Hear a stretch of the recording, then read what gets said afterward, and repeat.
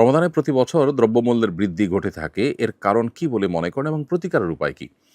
জিনিসপত্রের দাম রমাদানে যে বেড়ে থাকে, এটি সাধারণত যে কারসাজি হয়ে থাকে, যে গুদামজাত করে রাখা, যে কৃত্রিমভাবে সংকট তৈরি করার যে প্রচেষ্টা অসাধু ব্যবসায়ীদের, সেটির কারণেই হয়ে থাকে আমরা জানি।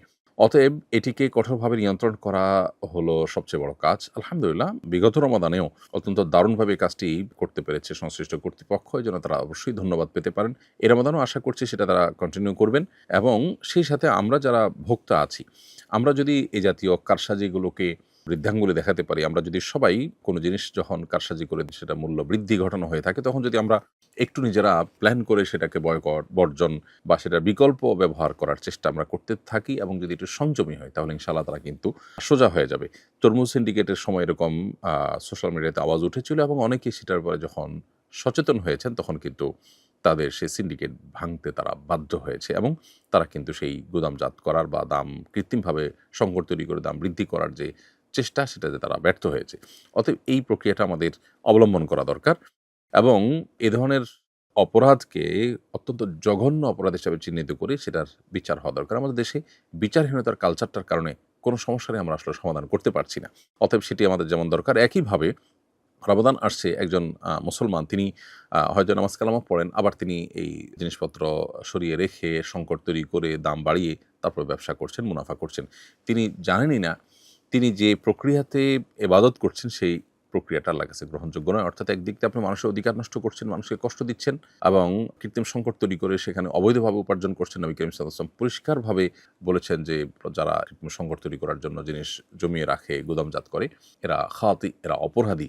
অতএব এই অপরাধ যারা করছেন তারা নামাজ কালাম পড়ে আল্লাহকে সন্তুষ্ট করতে পারবেন না। দিনটাকে আমাদের পরিপূর্ণভাবে বোঝা দরকার, আংশিক নয়, এবং আংশিক দিন পালন আমাদেরকে আল্লাহর সন্তুষ্টির দিকে নিয়ে যাবে না। কোনো আমলের ফজিলত বর্ণনা করার জন্য জয়ীফ হাদিস বলা যাবে কিনা? জয়ীফ হাদিসের সঠিক গ্রহণযোগ্যতা সম্পর্কে জানতে চাই। আকীদা অথবা কোনো হালাল হারাম সাব্যস্ত হওয়ার জন্য কেউ জয়ীফ হাদিস কখনো দলিল হিসাবে গ্রহণযোগ্য হবে না। এ ব্যাপারে ওলামাদের তেমন কোনো দ্বিমত নেই। আর শুধুমাত্র আমল বা কোনো সওয়াব লাভের কোনো বিষয়, যেটা আসলে হালাল হারাম জাতীয় বা ঈমান আকীদা জাতীয় বিষয় নয়, এরকম নফল কোনো আমল ইত্যাদি এ জাতীয় বিষয়ের জন্য জয়ীফ হাদিস ওর উপর ভিত্তি করে যদি কেউ আমল করতে চান, সেটি জায়েজ হবে বেশ কয়েকটি শর্তে। এর ভিতরে একটা শর্ত হলো যে সেটা খুব মারাত্মক পর্যায়ের জয়ীফ বা মারাত্মক পর্যায়ে দুর্বল হবে না। তার সূত্রের মধ্যে দুর্বলতাটা খুব জটিল এবং কঠিন পর্যায়ের দুর্বলতা থাকতে পারবে না। এটা হলো প্রথম শর্ত।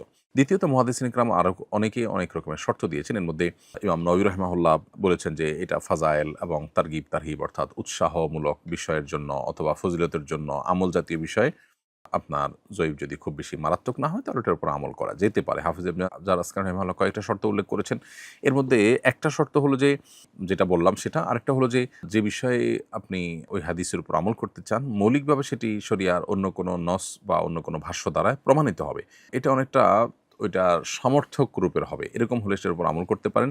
আর তৃতীয় আরেকটা শর্ত তিনি দিয়েছেন, সেটা হলো যে, এটা আমল করার সময় নবী করিম সাল্লাল্লাহু আলাইহি ওয়াসাল্লাম নির্দেশ করেছেন এই আকীদা নিয়ে আমল করবেন না, বরং এটা একটা ভালো কাজ হিসাবে আমল করবেন। তাহলে সেক্ষেত্রে নবী করিম সাল্লাল্লাহু আলাইহি ওয়াসাল্লাম দিকে সম্বন্ধ করার, যদি তিনি এটা না বলে থাকেন, তাহলে সেক্ষেত্রে তার দিকে সম্বন্ধ করার যে ভয়াবহতা, সেটা থেকে আপনি রক্ষা পাবেন। তাহলে জয়ীফ হাদিসের উপর আমল করা যেতে পারে যদি বিষয়টা আমল জাতীয়, ফজিলত জাতীয়, উৎসাহ ব্যঞ্জক অথবা সতর্কীকরণ টাইপের কোনো হাদিস হয়। হালাল হারাম বা আপনার ঈমান আকীদার মতো সিরিয়াস কোনো ইস্যু যেন না হয়।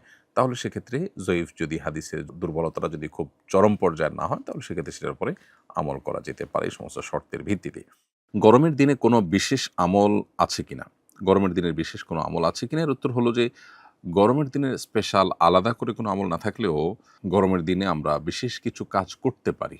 আইডিয়া হিসেবে দেওয়া, যেমন মানুষকে পানি পান করানো, যেটা শীতের দিনে এতটা প্রয়োজন হয় না। মানুষকে পানি পান করানো অনেক বড় ইবাদত, উত্তম সাদাকা বলা হয়েছে হাদিসে। অতএব মানুষকে পানি পান করানোর বিভিন্ন উদ্যোগ আমরা নিতে পারি গরমের দিন উপলক্ষে। এছাড়া গরমের দিনে রাত বেশ ছোট থাকে, আবার দিন থাকে বেশ বড়।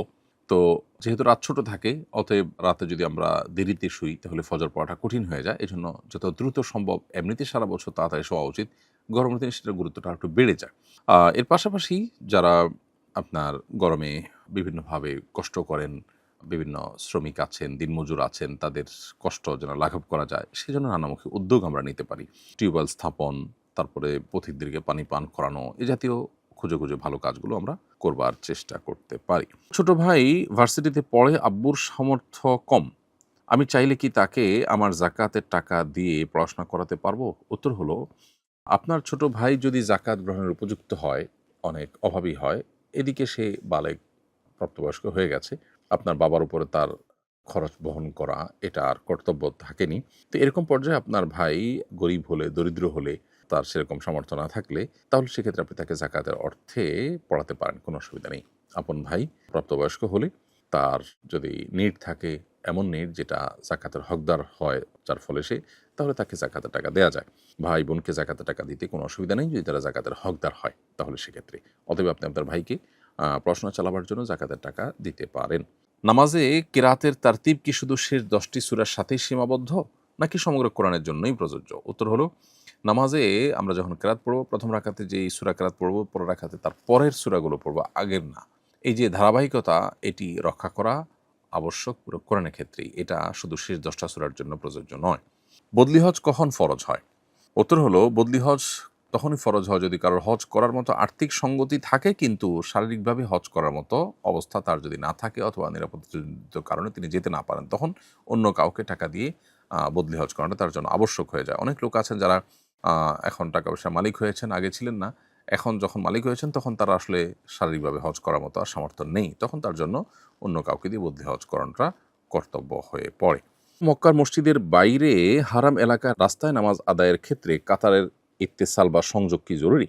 উত্তর হলো যে, ফোকাহে আহনাফের মতে, হানাফি মাযহাব, হানাফি থট অনুযায়ী কাতারের সংযোগ থাকা জরুরি জামাতে নামাজ বিশুদ্ধ হওয়ার জন্য। যদি অনেক দূর গ্যাপ হয়ে যায়, যে হারামের যে জামাতে আপনি শামিল হয়েছেন মক্কায়, সেখানে আপনি যেখানে দাঁড়িয়েছেন তার সামনে বিপুল পরিমাণ জায়গা পড়ে আছে, এখানে কেউ দাঁড়ায়নি মাঝখানে, এরকম যদি বিচ্ছিন্নতা থাকে, তাহলে সেক্ষেত্রে জামাত বিশুদ্ধ হবে না ফোকাহ হানাফের মতে। যদিও হাম্বলি ফকিগণ, সৌদি আরবের ওলামায়ে কেরামগণ, তারা বলেন যে যদি আপনি ইমামকে ফলো করতে পারেন, যেমন সাউন্ড আসছে, দেখতে পাচ্ছেন, তাহলে গ্যাপ বেশি থাকলেও জামাত বিশুদ্ধ হয়ে যাবে, নামাজ বিশুদ্ধ হয়ে যাবে। তো যারা হানাফি থট ফলো করে থাকেন, তাদের জন্য কর্তব্য হবে আগেভাগে হারামে গিয়ে জামাতে এমনভাবে শামিল হওয়া যাতে মাঝখানে অনেক বড় গ্যাপ তৈরি না হয়। হ্যাঁ, যদি গ্যাপ থাকে এবং সাইডেও কিছু মানুষ দাঁড়ানো থাকে আর গ্যাপটা কাভার হয়ে যায়, তাহলে সেক্ষেত্রে নামাজ বিশুদ্ধ হয়ে যাবে। কিন্তু যদি এমন হয় যে না, আপনি যেখানে দাঁড়িয়েছেন সামনে অনেক বিশাল জায়গাতে কেউ দাঁড়ায়নি, তাহলে সেক্ষেত্রে আপনার ৩ কাতারের বেশি মানুষ বিচ্ছিন্নতা তৈরি করেছে বা বিচ্ছিন্নতা সৃষ্টি হয়েছে, তাহলে সেক্ষেত্রে আপনার সে জামাতে নামাজ পড়লে আপনার এই ইক্তেদা সহি হবে না, শুদ্ধ হবে না। স্কুলে উপবৃত্তি হিসেবে জাকাতের টাকা দেয়া হতো, আমি না জেনে দীর্ঘদিন তা গ্রহণ করেছি। আমি জাকাত গ্রহণের উপযুক্ত নই, এখন আমার করণীয় কি? উত্তর হলো, প্রিয় দর্শক, জাকাত গ্রহণের উপযুক্ত নয় এমন কোনো ব্যক্তি যদি জাকাতের টাকা গ্রহণ করেন যে কোনোভাবে, উপবৃত্তির নামে হোক, উপহার উপঢৌকনের নামে হোক, অন্য কোনোভাবে হোক, তাহলে সেটা তার জন্য জায়েজ নয়। যেহেতু আপনি না জেনেই গ্রহণ করেছেন, এর জন্য কোনো গুনাহ হবে না। তবে আপনি যে টাকা নিয়েছেন, সে টাকা যার কাছ থেকে নিয়েছেন তাকে ফেরত দিতে হবে, যাতে তিনি উপযুক্ত গরিবকে বা এর হকদারকে পৌঁছে দেন, অথবা আপনি কোনো গরিব দুঃখীকে ওই টাকাটা সাদাকা করে দিতে হবে, জাকাত আদায়ের নিয়তে যে ব্যক্তি জাকাত তার।